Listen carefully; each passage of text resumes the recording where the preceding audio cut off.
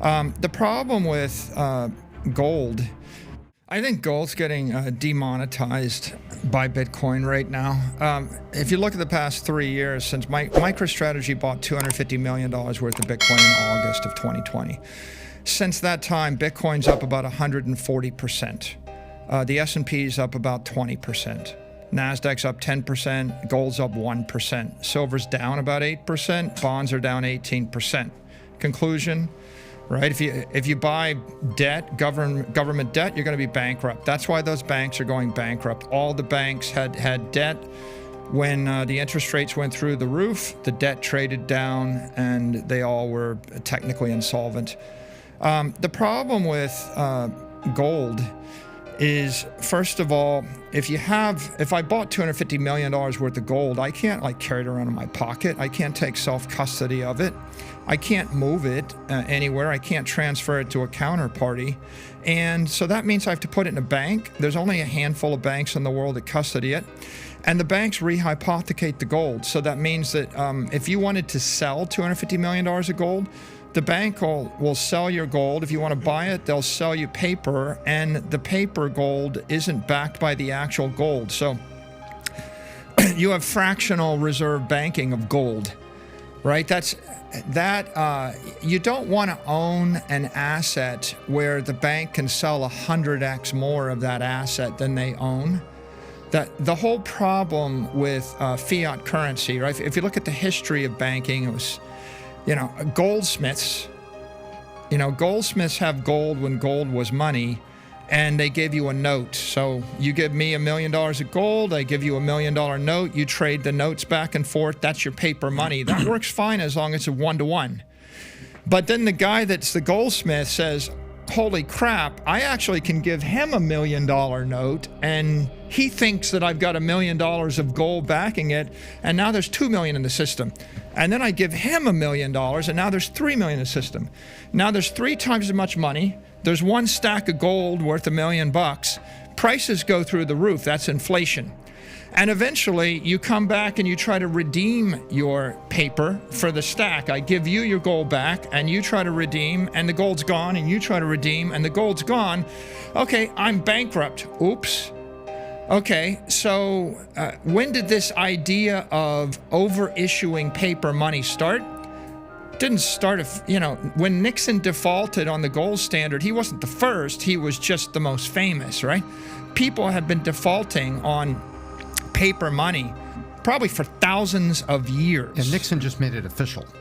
Yeah, so the issue is, if gold is money and it goes into a bank, the bankers issue 10x more paper than there is gold. You have inflation. Eventually, right, when the French tried to redeem their paper dollars for gold, the U.S. basically closed the gold window. We defaulted on that obligation, and we started a cycle of inflation from 1971 on that's been running 50 years. Now, when FTX failed, it was no different. The issue is people put Bitcoin on FTX, and then Sam turned around and issued 3x as much paper, obligations. And when people try to withdraw the Bitcoin, he doesn't have it. He fails. When Silicon Valley Bank failed, or when any of these other bank fails, they had a certain amount of money, and then they turned around and they invested it, and their investment was in government securities. The securities traded down. Now they were insolvent. When people try to withdraw their money, they don't actually have the money to pay them off. The banks fail. So when you look at this banking crisis, what's going on? What you've got is a bunch of banks everywhere in the world that have shaky assets, right? What's really shaky? Well, if you actually hold Argentine pesos or Nigerian naira, and then you triple the supply of them every year, the value goes to zero, right? If that's your currency base or your asset base, you're going to be insolvent. When people put $10 billion into a bank backed by pesos, the peso goes to zero. The bank turns around and reloans out $20 billion. Now there's $30 billion circulating on $10 billion in the bank. When you try to withdraw the money, the bank collapses, the entire economy collapses.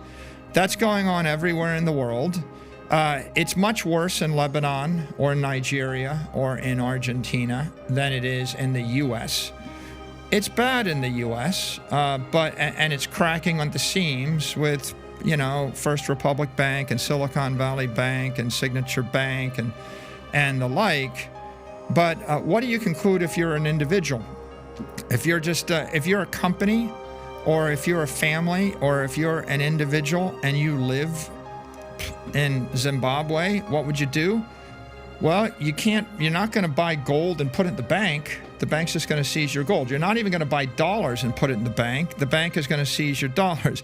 You're not going to buy local Zimbabwe dollars.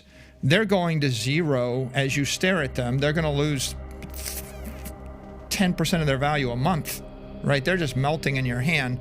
So you got to buy something you can custody. So before Bitcoin, you would have bought bars of soap, crates of toilet paper. You would have bought motorcycles. You would have bought a Humvee. You would have bought barrels of oil.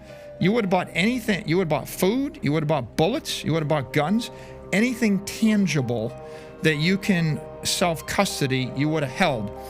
Now, after Bitcoin, you now have, for the first time in human history, the ability to buy not a barrel of oil, but $80 worth of Bitcoin, and you put it on your phone. And now you can go through an airport with the Bitcoin. You can't go through the airport with a barrel of oil, right? And you don't. What's the big difference?